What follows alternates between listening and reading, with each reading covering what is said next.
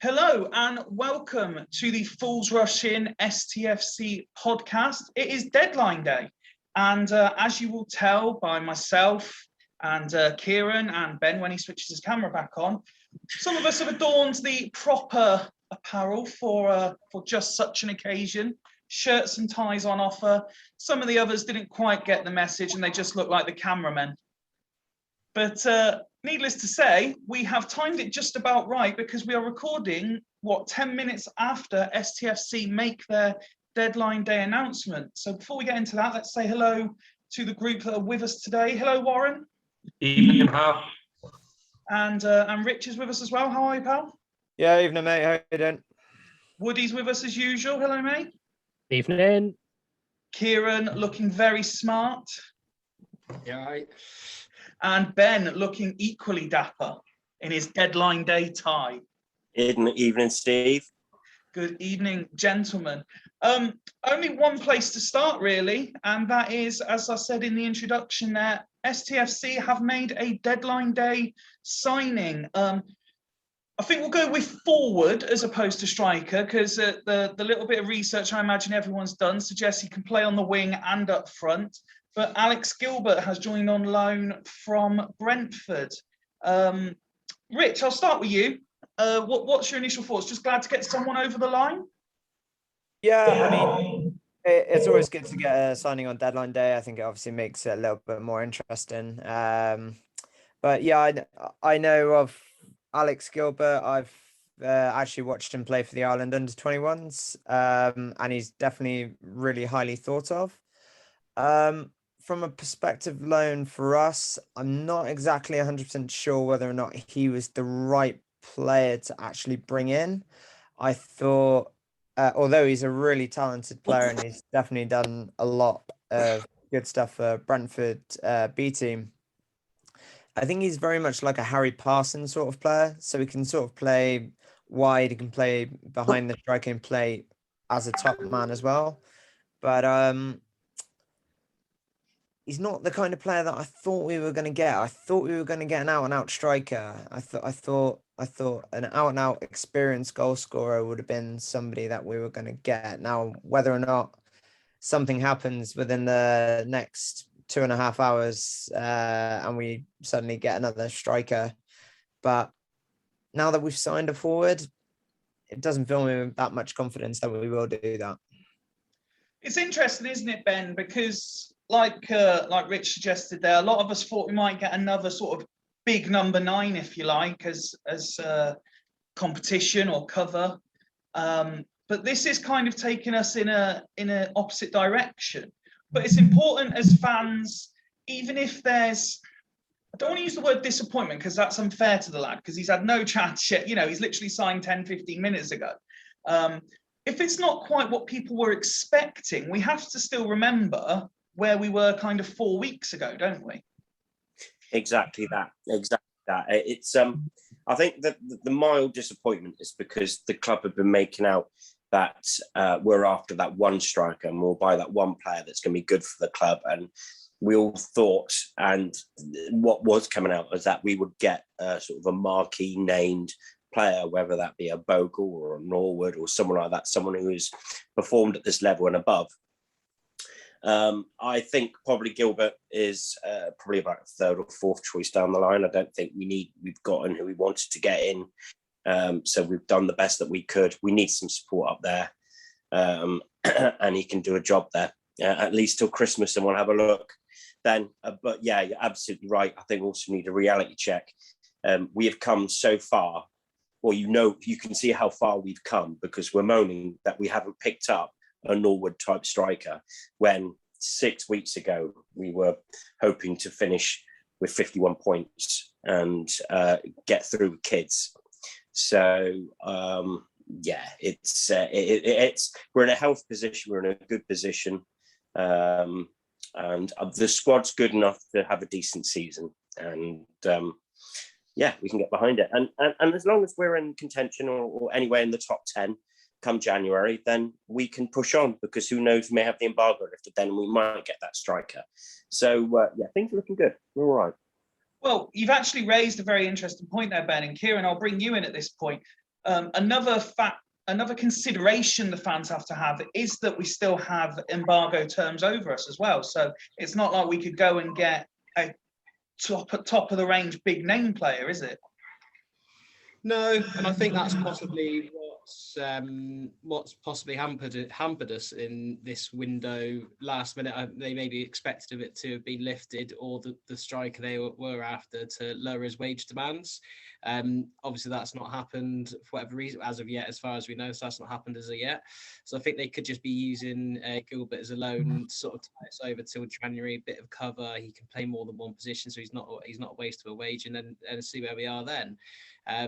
But yeah, I think transfers, especially strikers, the one player that you could miss can make or break a season. But at least we're not sat here in January saying it. I think if we're sat here at January, we've still only got one striker to get through the rest of the season. I think then we have a different situation. But I'm glad we haven't done a go and get someone from like Torquay on deadline day that turns out to be the next Charlie. It was meant to be the next Charlie Austin.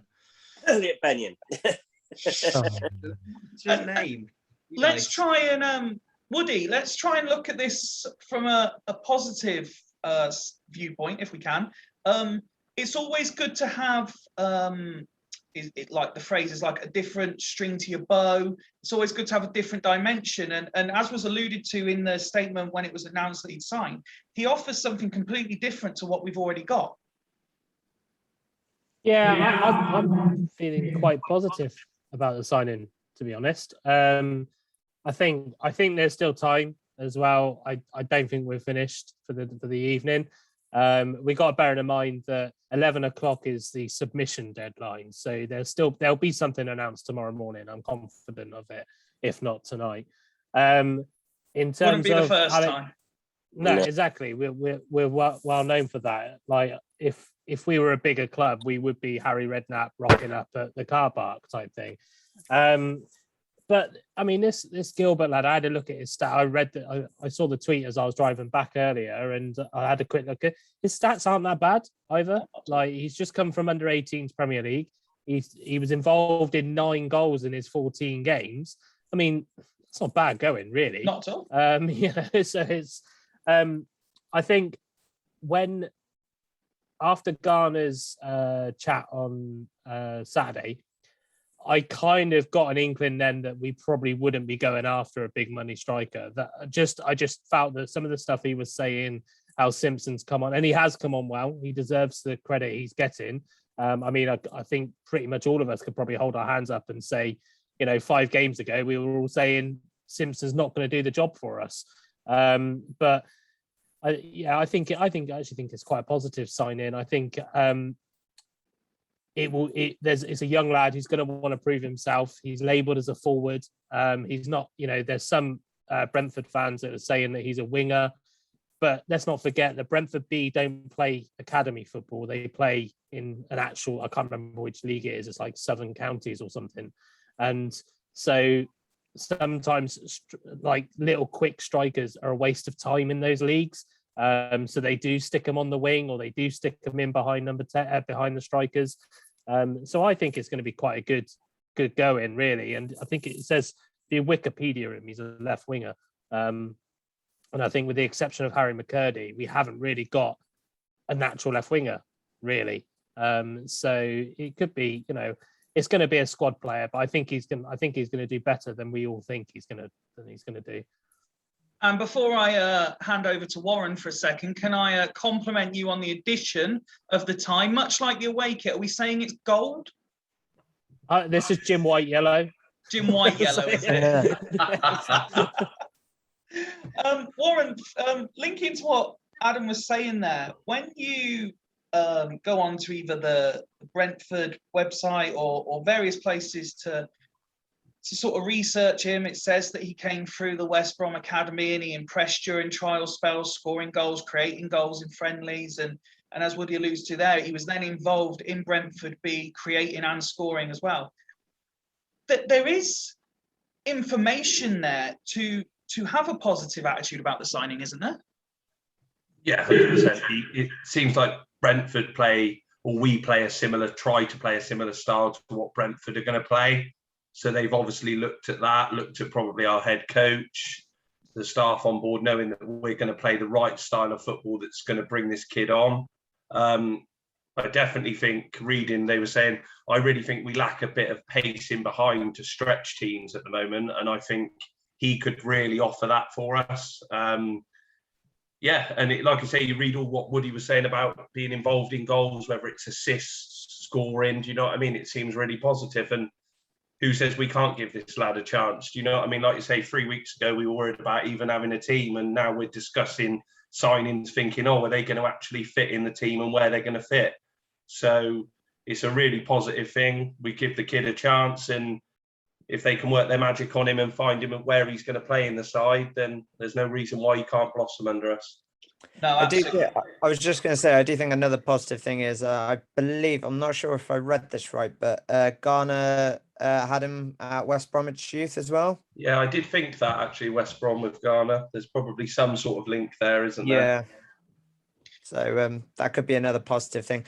Like I say, I mean, I've seen him play. He's a good player, but as I say, I just don't know. We'll have to wait and see. We were thinking, oh, he's a little striker, but I read he's 6 foot. Do you know what I mean? I know that he's not the tallest thing in the world, but they were saying that aerially he's quite a good. Yeah, you know what I mean, he's good in the air. So yeah, I read that. Yeah, and we've got to think of what Brentford's plan might be for him as well. Ignore Brentford B, but Brentford's plan might be they want him to be a striker.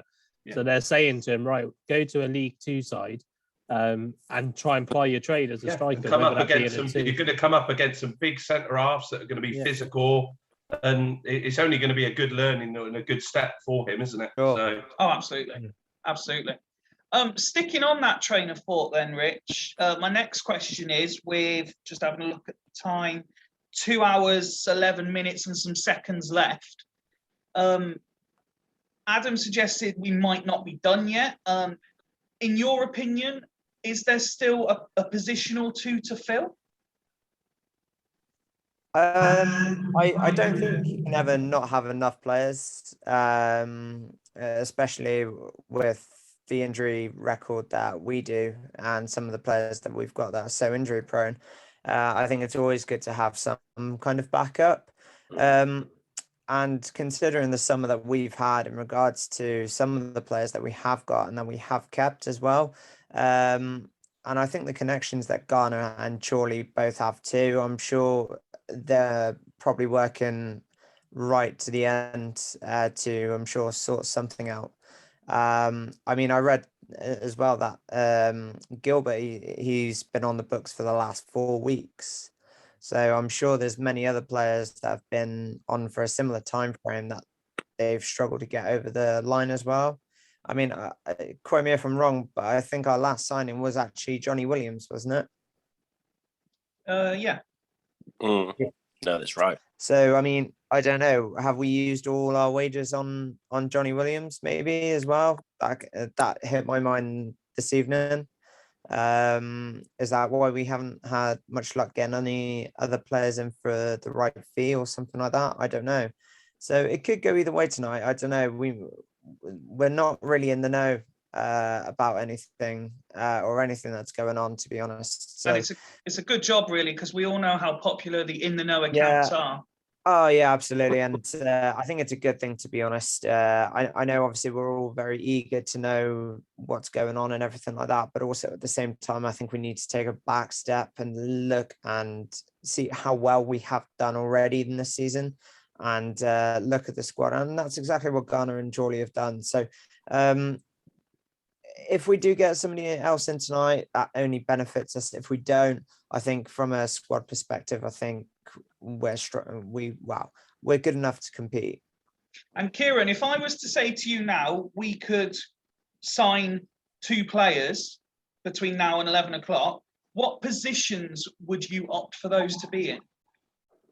I think I'd sign a strike. I think I'd sign an experienced striker still. I think that'd be top of the list, and it would be like a Norwood-esque sort of one. Even not necessarily that higher caliber, but someone sort of that's got that sort of experience, plenty of sort of League 1, League 2 experience, and scores a lot of goals there. But can also carry them around, similar to what we thought we'd get in Brett Pittman last year, I suppose. And we didn't. And I think the other position for me, I'd like to see a left back or a right back, sort of a full back that can play either side, because I think that'd be quite useful to us. Because I think if Hunt gets injured, you're looking at sort of Ian Dolo, and I know we can change the way we play and players can play there, but I think another natural fullback at the club wouldn't go amiss. But I think we're largely intact. We've got plenty of midfielders, but I think those two would be the biggest value to us. And on that subject, Woody, we obviously had the news yesterday that there was interest in Hunt. Believe the club in question has now signed an adequate alternative. So are you confident he'll still be here at the end of the window? Yeah, I think Wrexham are playing funny buggers, aren't they? I think they're kind of, I mean, I think I said in the chat when somebody mentioned it that Hunt would be brilliant in National League. To be fair, he would absolutely tear it apart. So yeah, you're right. As Kieran's showing there, they are chucking the money about, but they, fair play to them. I said that, I don't have anything against smaller clubs getting taken over and then spending a lot of money, because it's a cycle. It's what happens in football. But I think Hunt will stay now. Like you say, I can't remember the lad they've signed, but they've signed somebody. Sorry, Rich? Somebody from Leeds. Yeah, exactly. So they're not going to need to bring in Rob Hunt. But well, you never know. Maybe that's why we haven't made the big money signing yet, because we were waiting to see if we can get more money out of them. But yeah, it'd be interesting to see what happens with financial fair play on that front, because even though the National League doesn't apply to it, there is some sort of formality, I believe, with it. But yeah, I think our play, I can only see loans going out. I'd like to see Parsons stay, if I'm honest. I don't want him to go on loan. I'd like to see him stay. But I think the lad off the streets, as I called him, from Crystal Palace, I think he'll go out on loan, and I wouldn't be surprised now we've signed Gilbert that Aguilar, whatever his name is, the Worthing lad, I think he'll go out on loan as well. And sorry, Karen. No, I was just going to echo this. Really, I think that if we are going to bring anyone in, I think Parsons would probably be the first one to move out and to get first team experience, and hopefully Scott Twine it a little bit and sort of like kick on where he can get regular football somewhere else. But yeah, I think also I was going to say, isn't it nice? And I want to know the last time Swindon Town rebuffed heavy interest with decent cash money from another club. So they went away and went to somewhere else. Because if Lee Powell was still there, Hunt would have gone yesterday. Straight in the pocket. For half the money as well. Straight in the pocket. He'd gone for a pack of Harry Burns and Quavers, like. Yeah, he would have gone straight. That's what officially would have been. That would have been the fee officially. There would have, of course, been about 200 grand under the table that the club would have never seen. Recruitment fees. Yeah. It's also worth remembering we are talking Swindon Town, and we're talking about money for Hunt the same day that PSG have rejected a 220 million euro offer for Mbappe, allowing him to go for free in the summer instead. I mean, it's ridiculous, isn't it? Nuts. Ben, I was going to come to you actually and say, knowing you a while as I have, I imagine like me, you're looking at every time another League One or League Two or possibly to an extent Championship club, and it says such and such has agreed to terminate his contract. He's now free to go elsewhere, and thinking, oh, might he fit in at Swindon Town?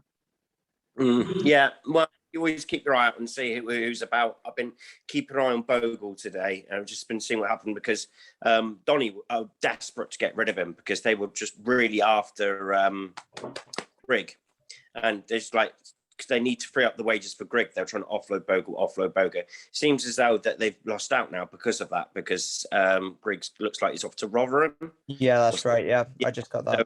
So, they couldn't shift him, and he's still there, Bogle. But yeah, so I've been keeping an eye on some little moves like that, yeah, I love a bit of transfer deadline day. You know, I was a little bit frustrated because I thought we might do a little bit more movement earlier, but yeah, I do love a bit of transfer deadline day. It just fills up your day, doesn't it? You keep an eye on what's going on, and there's always one or two decent ones happening, surprises. But yeah. Don't you worry, there's still a solid 2 hours left, and as Woody pointed out, that's just to submit the paperwork. You'll be getting a notification at 3 a.m. that we've signed someone. Oh, You didn't I remember coming.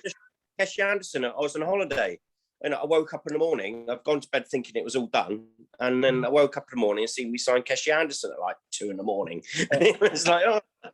First one was when Lee Howard and We just got to remember Ben is at an age where he does go to bed at 6 o'clock in the evening sometimes. Oi.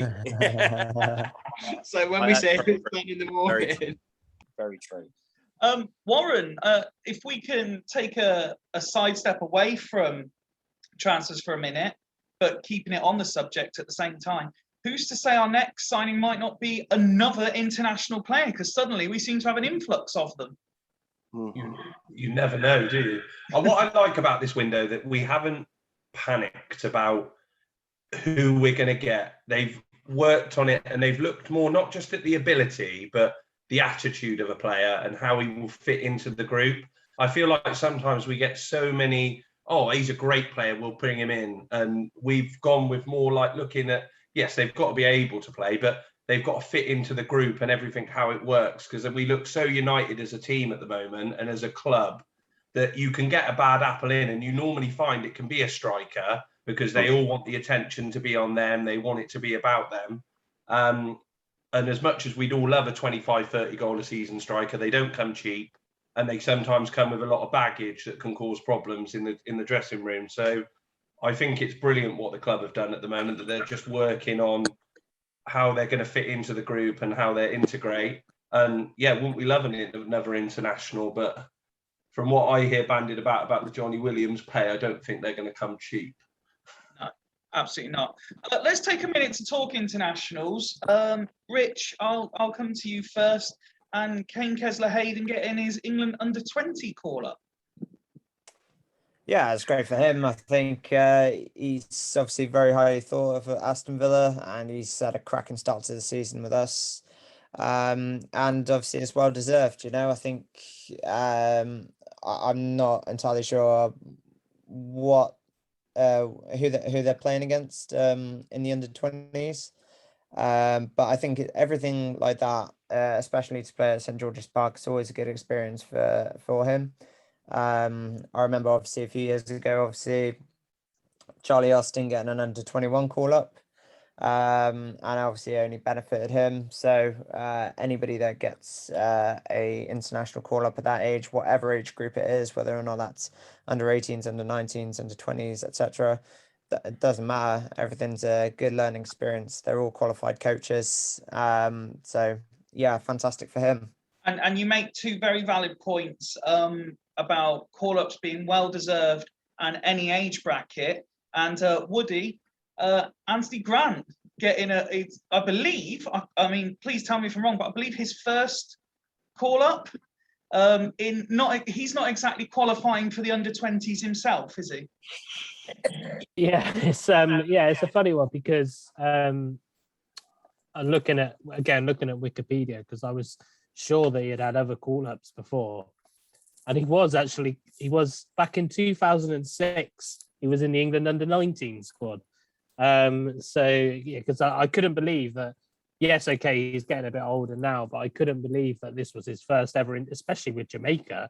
I was like, this can't be his first ever international call-up because although we all love him now, 10 years ago, he was still quite a player. It was so I was quite surprised. It always makes me laugh with the Jamaican team because like nearly all of them were not born in Jamaica. So it's always through parents or grandparents. So that 9 times out of 10 they either come from America or England. But I think it's good recognition for him. I'm sure he'll be buzzing for it. I think teaming up with Antonio from West Ham. It's brilliant. Yeah, exactly. It's and you look at some of the other players where Kamar they Roof, I come believe. from. Yeah. Kamar Roof for Rangers. Yeah. That's why I made sure to put Rangers in there. We don't mention the other team. Yeah, so yeah, he's I think it's I think maybe it's a long time coming. I don't know. Maybe Jamaica. I have to confess, I've probably never watched Jamaica play. But maybe they're finding a style that suits a player like Grant, who's just going to come on with the last 15, 20 minutes to shithouse the rest of the win. Because that's what he does best. And Kieran, the thing I find brilliant, and I appreciate it's a lot of jumping on a bandwagon to an extent and stuff, but what's brilliant is the amount of Swindon fans I've already seen saying, that's it, I need to go and buy a Jamaica shirt now. I need to find any channel that will be showing their game at like 11:30 in the morning just to see if he plays. It very much reminded me of when Luongo and Kazim went to the Asia Cup, and everyone was like finding which of the 27 Eurosport channels were having Iraq or Australia playing. Yeah, let's hope he doesn't do a Kasim or Luongo and go to a tournament or so with Jamaica and come back worse. But no, I think and Grant's a different kettle of fish on that. But no, I think it's good that I think Grant will get a lot of support from all the Swindon fans in that respect. It wouldn't shock me if he was to get in a further squad and they're maybe playing a bit closer to Europe or something, that you'd see Swindon flags rocking up at games and stuff like that. Just testament to how he is with such a fan's favourite, and it's obviously it's a little bit different to, I think town fans still see Johnny Williams if he gets on, but aren't going to be as vocal for their support for Wales unless they are Welsh. And obviously that we'll all keep an eye on sort of Kane Kesler Hayden's game as well. I think we'll see a lot of Jamaica shirts around the county ground for the foreseeable future after this, especially on his return, and especially if he gets on as well. To be fair, they don't actually need Jamaica shirts. Because that away one looks like a Jamaica shirt. Clem had it going. He's just going to stick a Jamaica badge on the other side of it. And obviously all of the Jamaican nationals who will be joining various Facebook groups and stuff and entertaining the masses that way, well, that'll become very popular. You do make a good point, Warren. So I'll pass it over to Warren. Obviously, Johnny Williams, probably the least surprising to get his call up, if you like. He's always just been. You find with these international that they just pick them. They just pick the players, especially if it's the similar manager or a coach. They're always just in and around the squads, no matter what, even no matter where they go, what teams they end up being with. They're just the right attitude in the squad, and they just like to have them there all the time. And it seems like Johnny Williams is one of those. Do you know what I mean? He's just, and I think where he hasn't really been playing for some of the teams that he's been playing for, whether it's by injury, form, or anything like that. Now he's come into Swindon where he's going to be playing games. The Wales have probably thought, well, it doesn't matter what level he's playing. If he's playing the right style of football that we want to play for his club, we'll pick him. And no disrespect to Wales, but there's not a massive pool of players for them probably to pick from. And they've got to go with their tried and trusted. And that's probably the reason why Johnny Williams will still make it in the squad, and he'll probably make the World Cup squad if he has a decent. If they make it, he'll make that squad. You know what I mean? If he has a good season for Swindon, yes or no. So, and who's to say that we won't see in Qatar Jamaica versus Wales, and the two go head to head in the Christmas Day fixture or whatever. Anthony Grant. Breakthrough. It would be remiss of us, as we've all managed to get together this evening, not to reflect back on the weekend's win. Were any of you lucky enough to go and actually watch it? Yeah. Warren, I can see you nodding your head there. What was your take from the game? As horrible as it sounds, I don't think we deserved to win, but I didn't think we deserved to lose. I think the draw would have probably been a fair result. But I can't stand Clough, so I was more than happy to get one over on him again. No problem at all. We took our chance, and they had their chances and didn't take them. It was simple as that. And it was quite a boring game in the first half. I thought no team really did much. It was all very much in the middle of the pitch. And then the second half, we seemed to pick some spaces, and we brought Williams on, and we finally had that bit of quality that we've been crying out for in the box. We played a decent 1-2, and Williams put it in the box. And there was Simpson where he needed to be with a proper striker's finish, where he's just chucked himself across the defender. And that's what you want to see from your number 9, in the right area at the right time. And and then we held out well. And apart from, did it go over the line? I'm Well, convinced it yeah, still didn't. this is where I was going, but I wanted to throw it over to Woody, who's been championing every prediction for the last seemingly month to say that he would score eventually. You must have been delighted.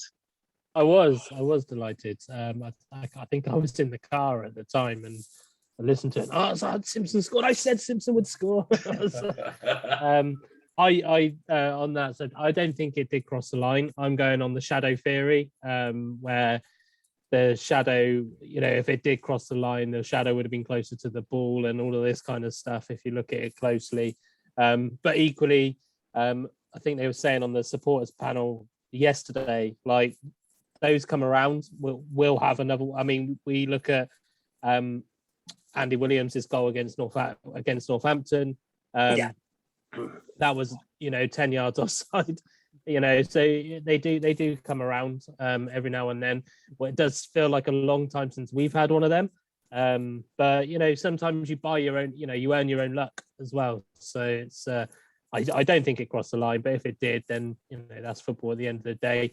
I don't think Clough really was too whingy about it afterwards either. I think he, it's difficult when you haven't got VAR and you haven't got goal line technology and all of this kind of stuff. You root back to the linesman is prone to mistakes, and this always made me laugh about the VAR. I get that they've got to have it at a high level because of the amount of people watching and the amount of money it costs. But I think people forget that as you go further down the leagues, the less qualified the referees are. So they're not always going to catch things like that. So I mean, we know if it was a Sunday league game, that lino's saying definitely not cross the line because it's normally an opposition. It's normally the opposition lino. But there'll be linos that would have given it on a guess as well. So in some ways, probably say fair play to the lino for saying no, I didn't think it crossed. So yeah. If I can go around the group, just one word answers. Did it cross the line, Ben? No, of course it didn't. Kieran? Don't really care if it did or not. I didn't give it.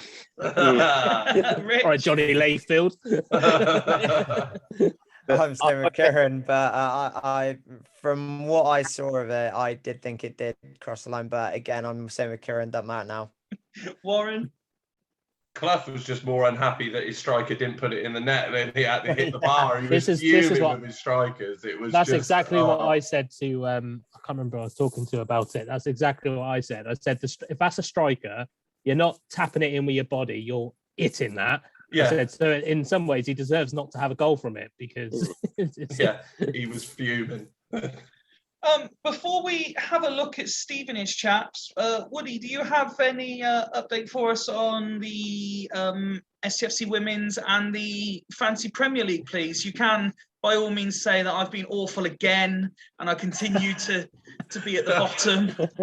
I'm not top of the Fantasy Premier League, so we don't need to talk about that this week. I'm guessing Kieran's done relatively well. Sorry, Ben going EA Football League. He'd gone slightly too early on that in the group chat the other day. I know. Let him enjoy it. Let him enjoy it. 77 points I picked up on Saturday weekend. 77. I got a message today from the Premier League going, I'm in the top 10% from last week's performance. You're not fucking top our league, are you? No, I'm not. Top 10%. It's like 2 million players. Yeah. 2 million players. Everyone's got to change their team. Of which I've played my wild card already. Just saying. Yeah, so to give an update. Will be after the international break. Fifey, you are the strongest manager in the league, holding the rest of us up with a really measly 34 as well. I'm not going to lie to you, mate. That's awful. That can't be my total score, surely. That's just the game week score, isn't it? I know, game week score, yeah. Oh, that's all right then. That's all bloody hell. I'd have to be particularly I'm on about game weeks. Yeah. I mean, Ben did have the best game week with 77, but not enough because Kieran had 73, which took him to top. Rich went down one place in replacement for Wazza because Wazza had an awesome week by the look of it, 63 points. Patrick Bamford as captain is always going to be a good one. Yeah. Gary's gone down one place. I've gone for fourth. Paul's gone up to third. Good week. So what's that? Fifey from the bottom up: Fifey, Rich, Warren, Gary, me, Paul, Ben, Kieran. Still a long way to go, lads. Fifey, if you can get a 52-point week at least, that'll put you level with whatever Kieran's on now. Don't worry, as I said, once the international window's done and I've played my wild card and I've got Ronaldo up front scoring a hat-trick on his second debut. It'd be interesting to see how many people put Ronaldo in their team. Have Ronaldo, so it sort of counteracts it. I'm not going to bother because it's just everyone's you've going got to leave them out. Yeah, I'm going to leave them out for a bit. I'm playing law of averages that everyone's going to have Kieran's mentality and think everyone's put Ronaldo in the team. Yeah, I did the mistake this week. I took Son off captaincy, so he's been my captain the last 2 weeks, captain. and that would have put me up. That would have probably put me top actually. Oh no, I'll be second, but yeah. So women's football, they're having a rocky start. I'm telling you, they it was predicted that. Well, I say predicted. It was thought that Swindon were really going to be challenging, the top three this year, really. I think I was there. Last Thursday, they drew 1-1 with Cheltenham. That was the cup game, wasn't it, that you were telling us about? No, that was a league game. No, that was Richard told you it was a cup game, pretending he knows it all. No,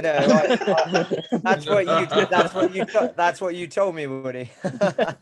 And then they lost at the weekend, quite surprisingly, to Southampton Women, which is quite an interesting one because both me and the first team manager know the Southampton Women manager quite well. He tried to take a couple of Aberdeen players down to Southampton and failed in all of them, I think.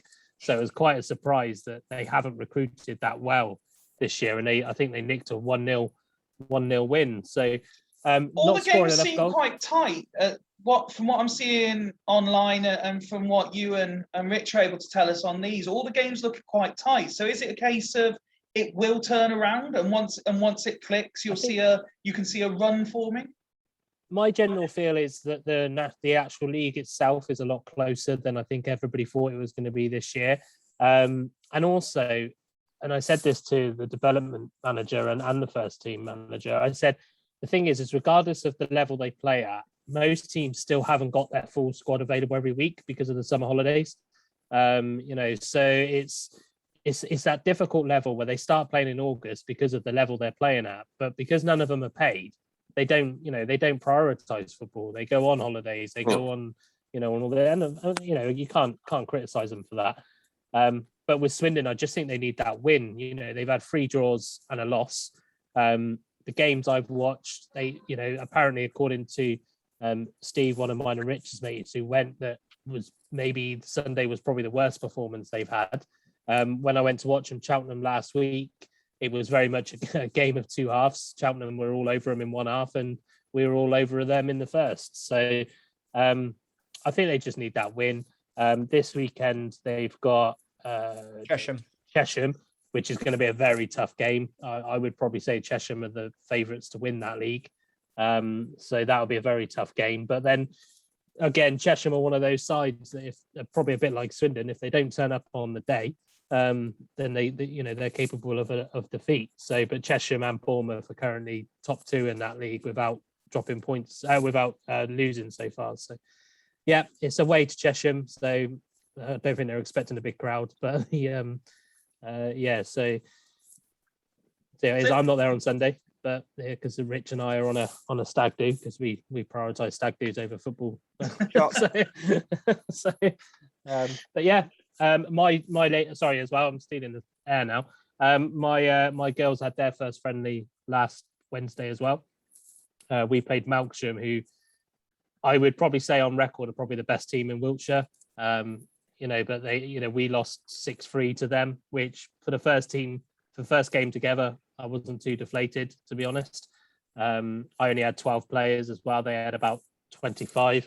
But no, it was a good experience. Harry Parsons came along with Bailey, who's a player liaison officer at Swindon, which was quite nice as well. So yeah, all looking bright really. It's just the senior side, if they could pick up that first win, and stuff starts to move a bit quicker off the field, I think it could be a bright future for Swindon Women's this year. Well, obviously, on behalf of everyone at the podcast, sending our best to both teams and hoping, particularly for the senior squad, that the form turns around and that win comes sooner rather than later. I've been refreshing Twitter, etc., to see if anything. We haven't got any live. I say live. This is obviously recorded, but I can't get any instant reaction from anyone just yet. But we do have one more thing to go through, so you never know. Let's have a look ahead to Stevenage. Ben, I'll come to you first. As usual, I'll ask what you're expecting from the game and a score prediction, please. Yeah, I'm expecting. I'm expecting us to be a normal selves. I'm expecting us to hold the ball probably a little bit better than them. I think obviously we're going to be missing one or two players. I think Kez is going to be playing, but I think obviously we could be missing Williams and Grant. So there's a big question on what's going to happen in the centre midfield, whether East will come in and how does he fit in that team. I'm expecting to take something. I think we can win. I think we can carry on our momentum and a good run going. I think Stevenage are not going to be any pushovers, and they're a half-decent side and they've got some threat. But I think we're just going to have that little bit more extra quality than them. And I think we're going to steal it 1-0 again. Kieran? I think we'll 2-0. I think it's going to be quite a cagey, close game. I think a lot of our games, I think that's the way we play. We're not going to play and necessarily go and beat teams 4-5-0. I think we'll attack teams, but we'll also be considerate of defence. But I think we've got enough to get by with Stevenage, even without Johnny Williams, who is sort of coming off the bench at the minute anyway and adding stuff. I think Grant's the biggest loss that we're going to miss him for a couple of games, but there are players that can fill his role, and I think we'll be comfortable 2-0 winners. Adam? So I tipped Stevenage to go down, I think, in the predictions, and then they won 2 games in a row, didn't they? But they're starting to slide now. I think they've been on the end of a 4-1 to Bradford. I think they drew and they lost 1-0 to Matty Taylor's Walsall as well, which, I'm extremely delighted for Matty Taylor on that one. But yeah, I think we're going to win it. I'm probably a bit more comfortable than the other lads. I think it's probably going to be a 2 or a 3-0. We are similar to when we played Salford. We've got to take advantage of teams that are on a downward slump like Stevenage are now. They're sat up in 9th. Let's get them down further and let's get us to that top 3. Rich? Yeah, I'm same with both Woody and Kieran on that one. I think possibly a 2 or 3-0 win. I think we've probably got the quality. I know Stevenage are always one of those sort of teams, like you don't know what you're really going to get. They've got probably a few unknown players as well that might do something for them. But I think given our quality, we should really be going there and we should be getting a comfortable win. But I'll take anything, to be honest with you. I'll take a scrappy 1-0. I'm not really too bothered. But as long as we get the 3 points, I'll be happy, considering the players that we're going to be missing as well regarding Williams and Grant. Anything we get is fantastic for us. And it's going to be interesting, isn't it, Warren? Because if you go back a couple of weeks even to sort of game 2-3, there was some concern that although we'd signed some good names in midfield particularly, they perhaps weren't at their best straight away. But as the games go by, there seems to be that element of tempo and control coming more and more into it. Yeah, definitely. I quite rated that East guy in the few of the friendlies that we've seen and the little cameos that he's had. I think we'll miss Grant for the gritty nature of his game, that when we need someone, when the going gets tough in a game, Grant is normally that one for us, and it'll be interesting to see who steps up. But I've been really impressed with that Reed the last few games. I think ever since you've all slated him on the podcast, I think he's been unbelievably good in games. I think it's good to us. We gave him stick. He's seen it and went, right, I need to sort my act out. Yeah. I'll tell you, the last two games, from what I heard on against Mansfield and what I saw against Salford, he was our man of the match. And then the reports I saw on Twitter after the Mansfield game, he made an unbelievable block against. It was a goal saving block really? on Saturday. Wow. Yeah, he He was amazing. He grabbed the game by the scruff of the neck. And I don't doubt his gritty nature either. He seems like he gets involved in a challenge, even though he's got the pretty side of the game where he knocks the ball about. I think he definitely still gets involved with the gritty nature of the game, and he can take the game, like Ben said, by the scruff of the neck.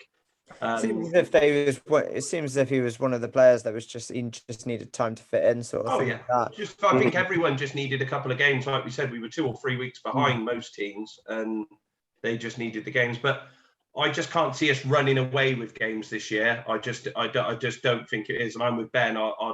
I'd take a 1-0 win all day long, or whatever we can get. I just don't think we'll run away with games. They've got experience from the bottom, from the defence all the way up forward through the thing. They've got Luke Norris as well, which he will definitely have a chance. Will he, whether he takes it or not, is the next question. But like I say, a win for us any way that it comes is good. But I just, like I say, I can't see us running away with the game. But a win's a win. Absolutely, and we'd certainly all take that. For what it's worth, I think going back alongside, I think it was Woody that said, I'm feeling relatively confident, and I can actually see potentially a 3-0 win. Fingers crossed, anyway. Gents, it's been an absolute pleasure to share this portion of deadline day with you. We conclude with just over an hour and a half of the window to go, so enjoy the rest of your evenings. I'll sign off with the usual invitation to anyone who watches strokes listen to this. Firstly, thank you very much for doing so. We hope you continue to enjoy our conversations and our debates over all things STFC, and if you'd like to get involved, just message us on Facebook or Twitter. We will certainly sort that out for you. But again, gents, it's been great. Thank you very much, and I'm sure as soon as we finish recording this, Swindon will announce something else. But have a great evening, guys. Thank you very much. Cheers. Cheers.